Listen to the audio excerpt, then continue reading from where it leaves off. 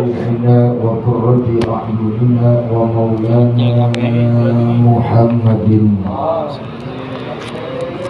وعلى آله وأصحابه المجاهدين الطاهرين أما بعد قالوا سبحانك لا علم لنا إلا ما علمتنا إنك أنت العليم الحكيم ربي اشرح لي صدري ويسر لي أمري واحلل عقدة من لساني يفقهوا قولي وقد قال الله تعالى في كتابه الكريم وهو أصدق القائلين أعوذ بالله السميع العليم من الشيطان الرجيم بسم الله الرحمن الرحيم نحن قدرنا بينكم الموت وما نحن بمسبوقين صدق الله العلي العظيم وبلغ رسوله النبي الحبيب الكريم ونحن على ذلك من الشاهدين والشاكرين آمين يا الله يا رب العالمين.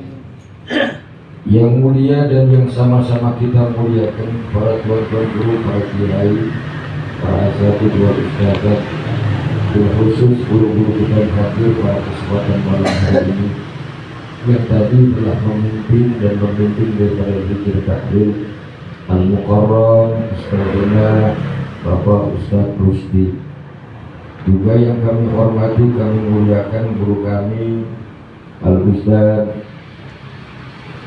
Alam Firdaus Al-Si, Al-Ustadz Sarmili, yang doa tadi Al-Ustadz Abdul Yakub, Bapak-Bapak RT, Bapak-Bapak RW, dan juga membawa acara Ustadz Syarifuddin alias Ustadz Naga dia mana?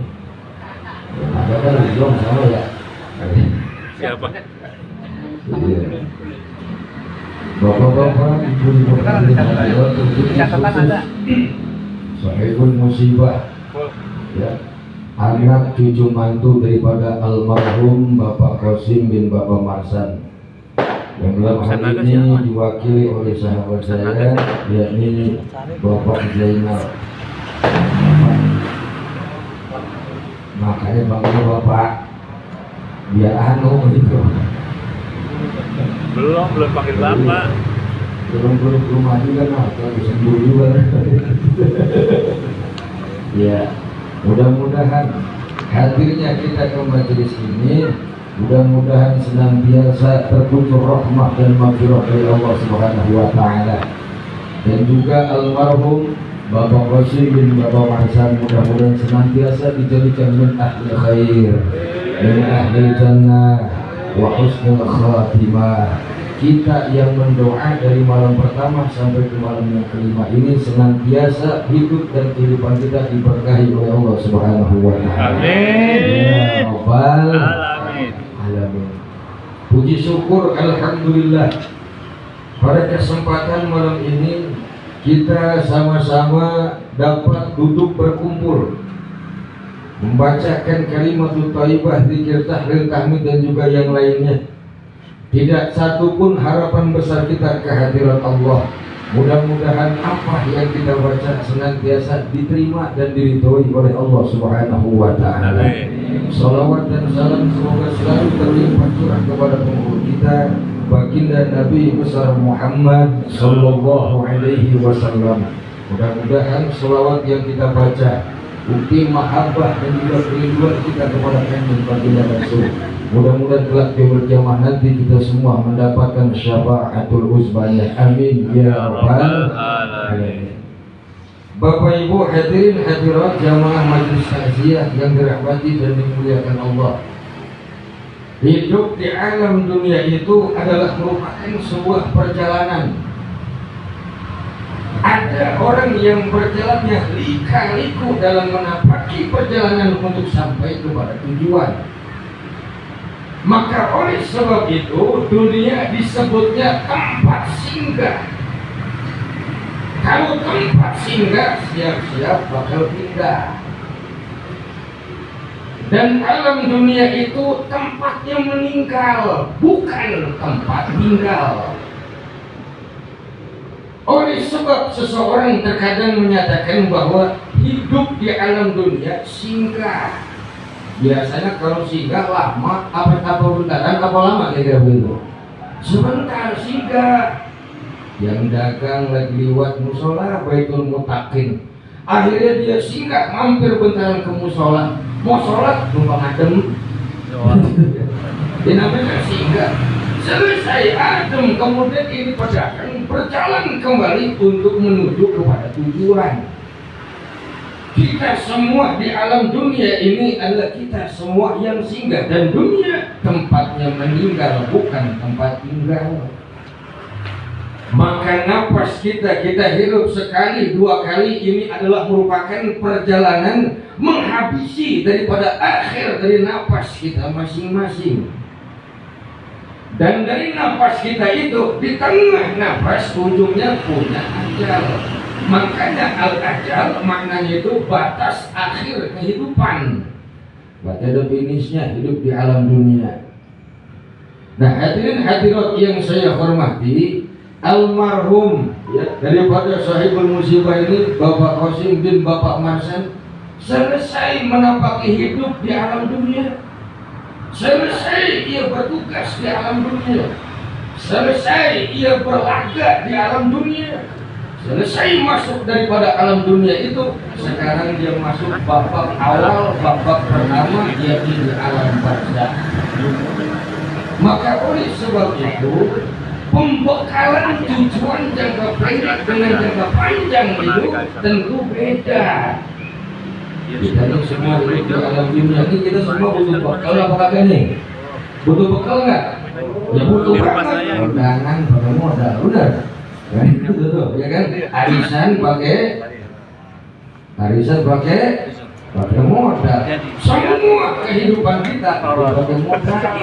Semua itu punya modal. Sama tujuan jangka panjang akhirat ini pun harus punya modal. Maka orang yang berjalan untuk menuju kepada tujuan yang panjang, tujuan yang jauh, modalnya cekak. Siapa itu kesukaan alias bangsa.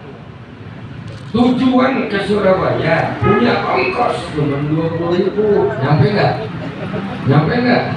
Bisa nggak naik mobil? Bisa, cuman baru dari sini nyampe ke Terminal Depok. Dari Terminal Depok menuju Surabaya masih jauh perjalanan. Hadirin hadirat yang saya hormati, alam akhirat itu berbeda perjalanan dengan alam dunia. Maka oleh sebab itu, alhamdulillah ulama-ulama kita mengajarkan adanya zikir, tahlil, tahmid dan juga yang lainnya. Ini sebagai bekal tambahan untuk si almarhum sampai kepada tujuan, yakni nilai Rabbi Allah Subhanahu wa ta'ala. Bapak Ibu hadirin hadirat yang saya hormati, lantas di alam barzakh itu kita semua juga nanti bakal menjumpai itu. Alam barzakh atau alam kubur yang kita kenal itu terang apa gelap kira-kira? Ini saya mau tanya jamaah takziah, kuburan terang apa gelap? Gelap. Itu tahu suruh menang entong malah di sini tuh. Ya logika itu saat ngapa emang gelap? Sebab di alam barzakh, alam kubur dengan informasi itu kalau mereka kan nggak sampai masa koreha di situ. Ya, makanya gelap. Tapi bisa terang, bisa lebar, bergantung. Maka sempat ada yang nanya, apa sih yang paling rendah daripada min adzabil qabri? Itu adalah bil ghaflatil qabri. Alam kubur yang paling rendah dari ujung kepala atau ujung kaki, kiri kanan itu dikencet. Itu adalah azab kubur yang paling rendah. Jadi jangan sok-sokan, kadang-kadang udah tenang dah, kenapa emang ntar gua pikir lu gua gantiin aja dah, gitu tuh. Nggak ada yang begitu Bapak Ibu. Oleh sebabnya karena gelap ini almarhum Bapak Qasim bin Bapak Marsan butuh lentera, butuh penerang. Nah dalam hal ini penerang apa yang bisa jadi KWA buat almarhum Pak Qasim bin Bapak Marsan ini? Yang pertama dijelaskan oleh Syekh Al-Imam Nawawi rahimahullah ta'ala. Yang pertama adalah al-ikhlasu bil ibadah. ikhlas dalam ibadah. Dalam ayatnya, wa ma umiru illa liya'budullaha mukhlishina lahuddin. Allah enggak merintah kepada kita semua. Dari apa yang Allah perintah itu mukhlishina lahuddin, dari ibadah yang kita kerjakan itu memiliki nilai-nilai ikhlas kehadirat Allah Subhanahu wa ta'ala. Bagaimana supaya kita bisa menjadi ikhlas? Sholat umpamanya, kita kan pengen semua sholat kita ikhlas, betul-betul. Bagaimana cara supaya sholat kita ikhlas? Dalam tafsir Munir juz 5 dijelaskan bi rahmatihi wa bi ihsanihi. Jikalau panjenengan ingin merasa ritual ibadah sing anu salat ikhlas lillah wa fillah, maka salatlah kalian bi rahmatihi wa ihsani. Salat lantaran rahmat Allah, bisa salat karena kebaikan Allah. Kita ini semua tadi bisa salat Isya, bukan serta-merta lantaran tenaga kita yang ada, bukan serta-merta lantaran yang sehat, tapi ini lantaran rahmat Allah dan kebaikan Allah yang diberikan kepada kita masing-masing. Maka jikalau kita ini bisa mengamankan pribadi kita dengan rahmati wa bi'ihsanihi, insya Allah itu kita telah menapaki perjalanan dalam ritual ibadah yang akan mencapai nilai-nilai keikhlasan agar sampai kepada nilai mukhlis, yakni mencapai keridhaan daripada Allah Subhanahu wa ta'ala.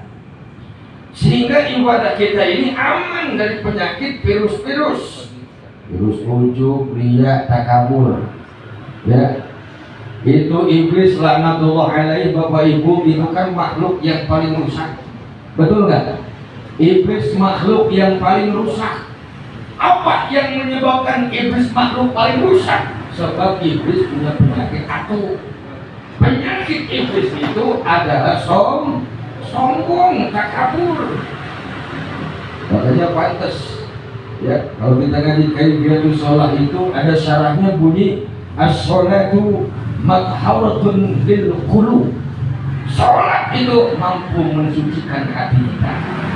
Oleh sebab ketika pelaksanaan ibadah itu mencapai daripada jalan pintas untuk menuju Allah lewat lingkah-liku yang tadi kita laksanakan, menggapai keridhaannya lewat ikhlas tadi, insya Allah ini akan sampai kita semua kepada Allah Subhanahu wa ta'ala. Makanya makhluk yang paling rusak adalah iblis. Penyakitnya sombong. Dari sombong orang bisa dengki, dari sombong orang bisa hasad, dari sombong orang bisa riya, dari sombong orang bisa ujub, dari sombong orang bisa menjadi penghancur. Maka makhluk yang paling rusak adalah itu iblis laknatullah alaih. Sebab iblis punya penyakit atu namanya sombong. Maka oleh sebab itu, untuk kita belajar dan mempelajari pribadi kita masing-masing untuk dapat melaksanakan al-ikhlasu bil ibadah, aman daripada virus-virus yang sebutkan di atas tadi, maka hendaknya bi rahmatihi wa bi ihsanihi. Kita bisa ibadah karena lantaran rahmat Allah dan kebaikan dari Allah Subhanahu wa ta'ala. Berarti Bapak Ibu sekarang yang bisa hadir malam ini adalah lantaran rahmat dan kebaikan Allah, sehingga Allah berikan kekuatan lahir batin kita bisa sampai ke majelis yang mulia ini. Amin ya Allah ya Rabbal alamin. Itu satu. Berarti ini bisa al-ikhlasu bil ibadah, ikhlas dalam beribadah. Yang kedua adalah silaturrahim. Ar-rahim ay al-aqarib, kecenderungan lebih kepada ahli yang ditinggalkan. Pak Qasim ini almarhum punya anak, maka makna ar-rahim yang pertama adalah al-aqarib, maknanya adalah saudara. Ditinggal sama orang tua, bisa menjaga kerukunan antar keluarga, menjadi benteng yang paling kokoh. Biar ini saya adik tapi laki, bisa menjaga, membentengi bagaimana rumahnya, bagaimana keluarga, menjaga itu semua. Selesai orang tua dipanggil oleh Allah Subhanahu wa ta'ala, maka dia bisa mengayomi, maka dia bisa mayungin. Inilah yang cikal bakal akan sampai lentera KWH yang paling terang sampai kepada almarhum Bapak Qasim bin Bapak Marsan.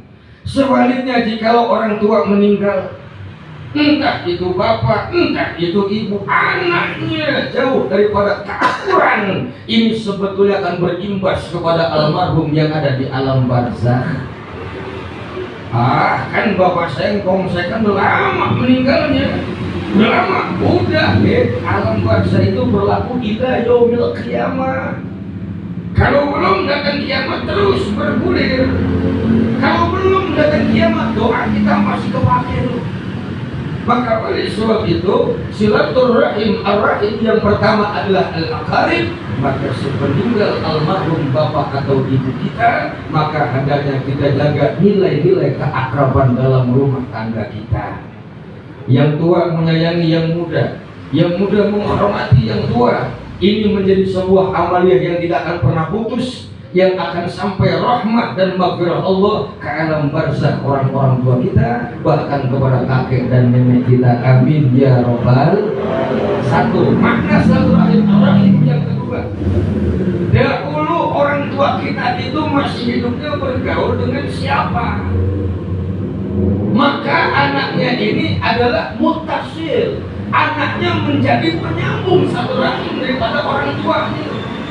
Dulu bapak saya lagi bergaul sama bapak anak tuh, sama bapak haji yang itu tuh, maka anak-anaknya itu bisa nyambungin silaturahmi kepada orang tersebut. Emang siapa? Saya anaknya Bapak Qasim, Mbak.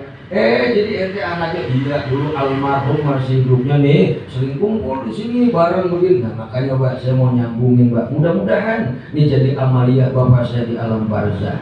Itu yang cakep begitu.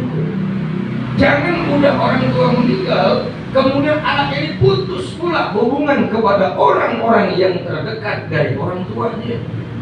Maka rahim yang kedua harus tahu, anak paling tidak guru tahu dulu orang tua pernah bergaul kepada dia dan di mana dia bergaul. Maka maka samperin itu semua untuk menjadi sebuah amaliyah alam barzakhnya orang tua kita. Kan keseringan kan kadang kita suka lupa. Kadang-kadang ketemu sama teman bapak kita ditanya, lu siapa lu? Tuh anaknya siapa? Iya, bapak lu teman gua kan begitu tuh.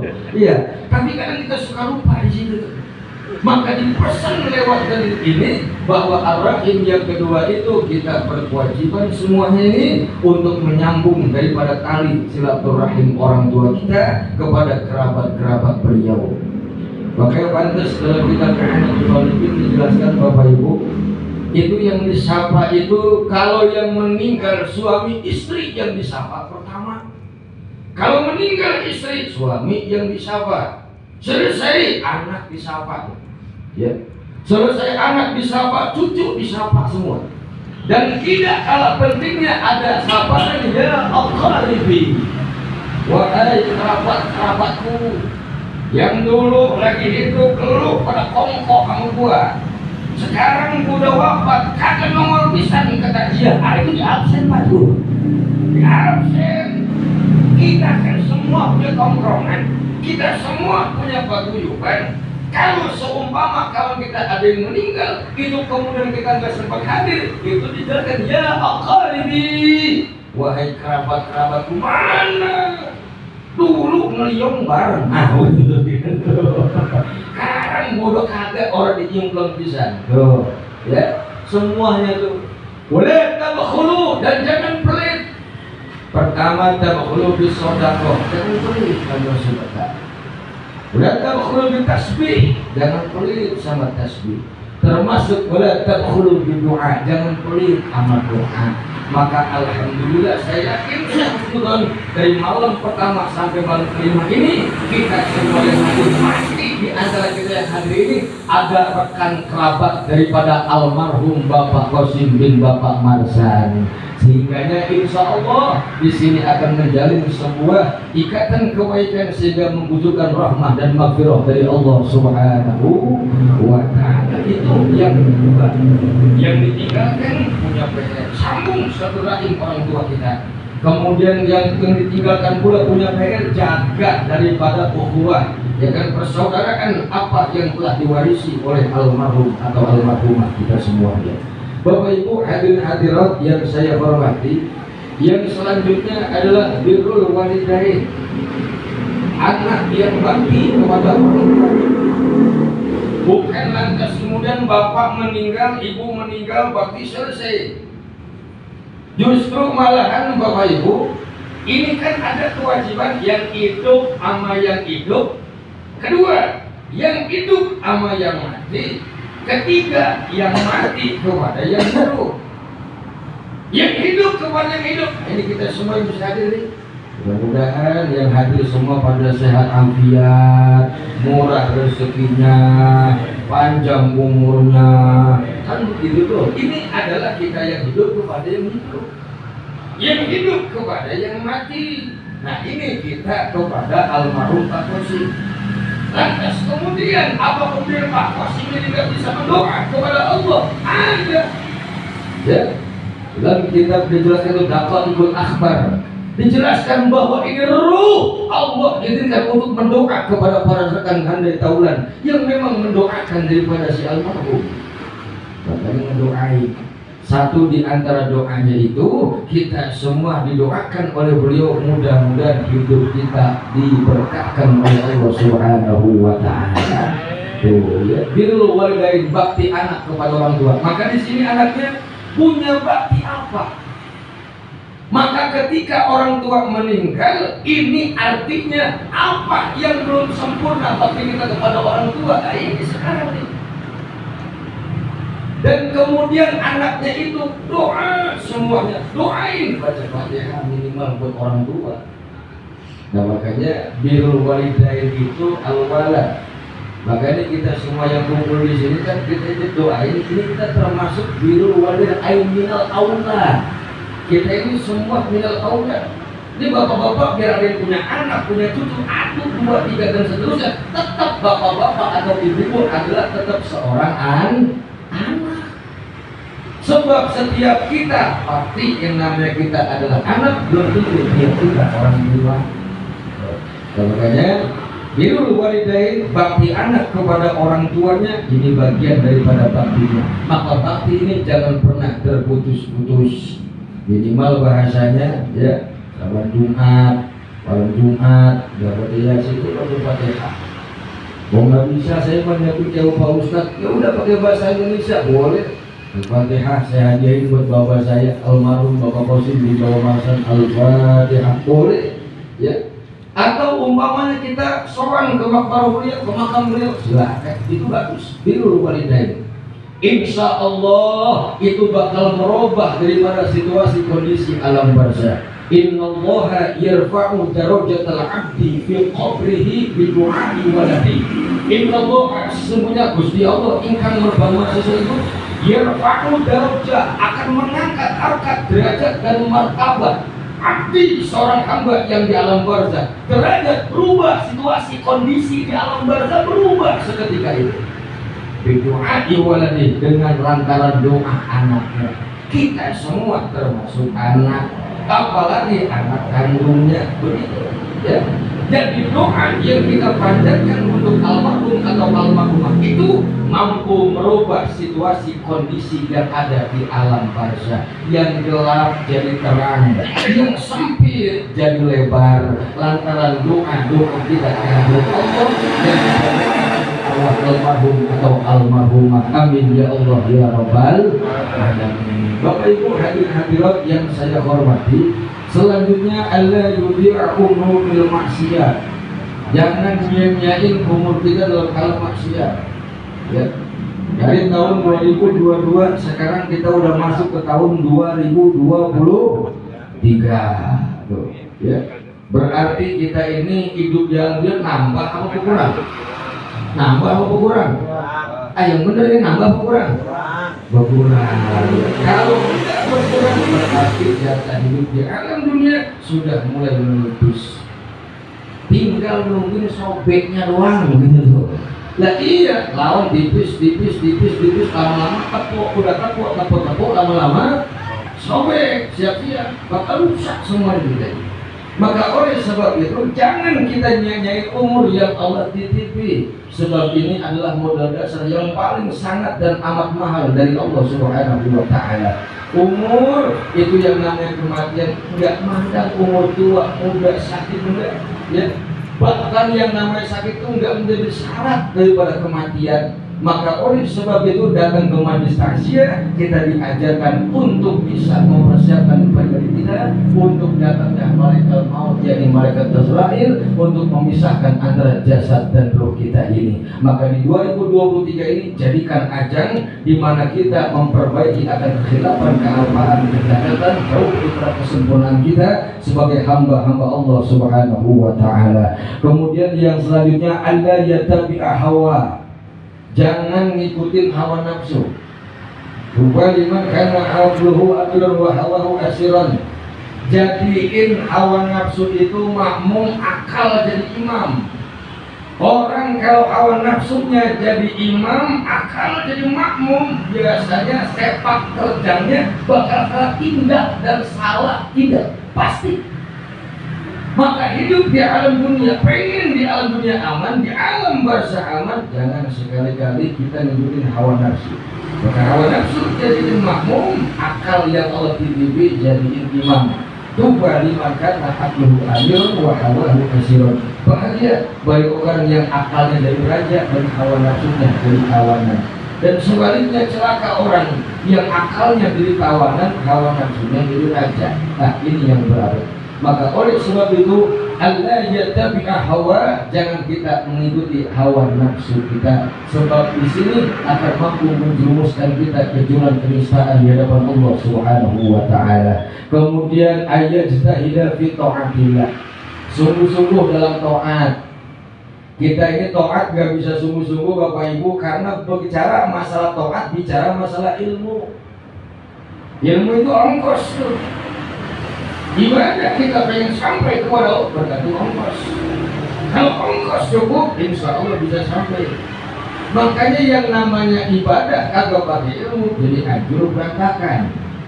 Dan ibadah itu nggak bisa asal-asalan, harus ada nafsul amri wal mukallaf, nggak bisa ikut-ikutan.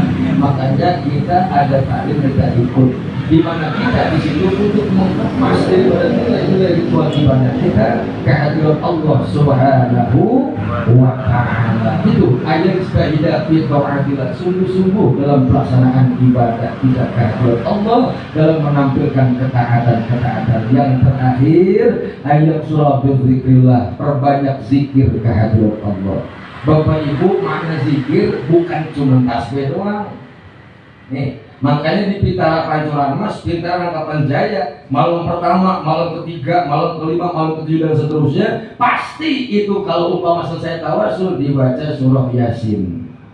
Ya, kita tafsir Yasin itu Yasin Sayyidul Mursalin wal Qur'anil Hakim, innaka, tetap kepada kanjeng baginda Nabi. Maka surah Yasin itu muatannya supaya terguyur rahmah dari Gusti Allah Subhanahu wa Ta'ala. Mudah-mudahan bacaan Yasin kita ini jadi terguyur rahmah maghfirah dari Allah Subhanahu wa Ta'ala. Terkumpul 83 ayat, 733 kata-kata, 3068 huruf pada surah Yasin itu. Satu hurufnya tadi Allah ciptakan satu malaikat duduk kongkok bareng kita bareng-bareng di sini. Aja kita orang pada ngomong. Alhamdulillah. Kira-kira kalau rumah kita di samping kita banyak malaikat bagaimana? Nunukan kita cepet gitu gitu.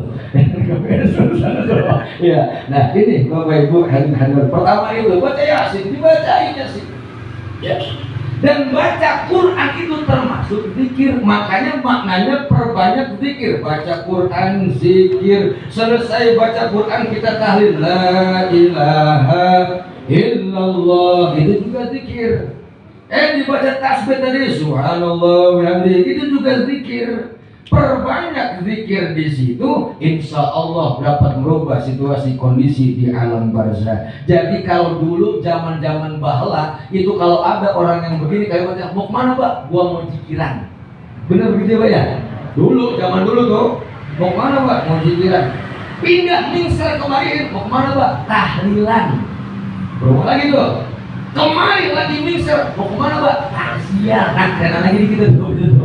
Jadi ya zikir, ya tahlil, ya tasya, itulah makna ayat surah berzikrillah. Perbanyak zikir kehadiran Allah, ini mampu memberikan kawenan kita di alam barzah daripada almarhum. Mudah-mudahan almarhum yang kita doakan pada kesempatan malam hari ini kuburannya diberikan penerangan dan diterangi oleh Allah Subhanahu wa taala. Pertama dari cahaya Allah nur ilahi, yang kedua nur nubuwati Rasulullah sallallahu alaihi wasallam. Lantaran kita baca sholawat kanjeng baginda Nabi Muhammad sallallahu alaihi wasallam, dan kita baca Fatihah. Pertama saya mohon ikhlas itu baca Fatihah buat daripada istri almarhum ya, lagi kurang sehat. Mudah-mudahan senantiasa diberikan kekuatan lahir batin oleh Allah Subhanahu wa taala, diberikan kesabaran, anak cucu mantu yang ngurusin diberikan kesehatan, keafiatan, murah rezekinya dari Allah Subhanahu wa taala. Ala hadhihi niyyah al-Fatihah. A'udzu billahi minasyaitonir rajim. Bismillahirrahmanirrahim. Alhamdulillah rabbil alamin, arrahmanir rahim, maliki yaumiddin. إياك نعبد وإياك نستعين اهدنا الصراط المستقيم صراط الذين أنعمت عليهم غير المغضوب عليهم ولا الضالين. Amin. Bapak Ibu, ini aja yang dapat saya sampaikan. Mudah-mudahan walaupun sedikit ada manfaatnya. Terima kasih sudah perhatian. Assalamualaikum warahmatullahi wabarakatuh.